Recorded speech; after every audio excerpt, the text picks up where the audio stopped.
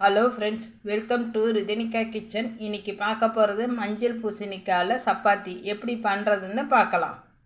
மஞ்சள் பூசணிக்காவை தோல் சீவிட்டு அலசிட்டு ஒரு கப் அளவுக்கு கட் பண்ணி வச்சுருக்கேன். இதை இட்லி பாத்திரத்தில் 5 நிமிஷம் வேக வச்சு எடுத்துடலாம். இதை பரங்கிக்கான்னு சொல்லுவாங்க. நல்லா வெந்துடுச்சு. ஆறின பிறகு மசிச்சுக்கலாம்.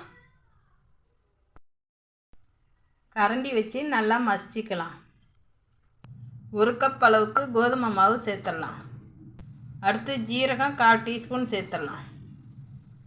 கஸ்தூரி மேத்தி கொஞ்சம் சேர்த்துடலாம்.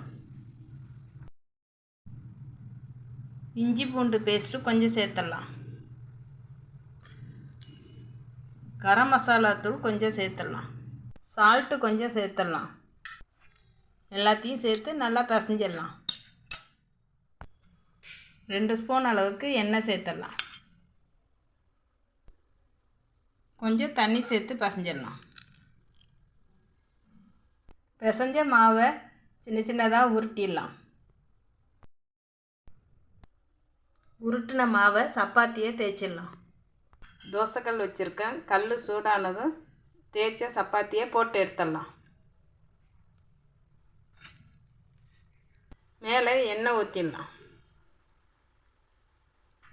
2 பக்கம் வெந்ததும் சப்பாத்தியை எடுத்துடலாம். அடுத்து மீதி இருக்கிற எல்லா சப்பாத்தியும் போட்டு எடுத்துடலாம்.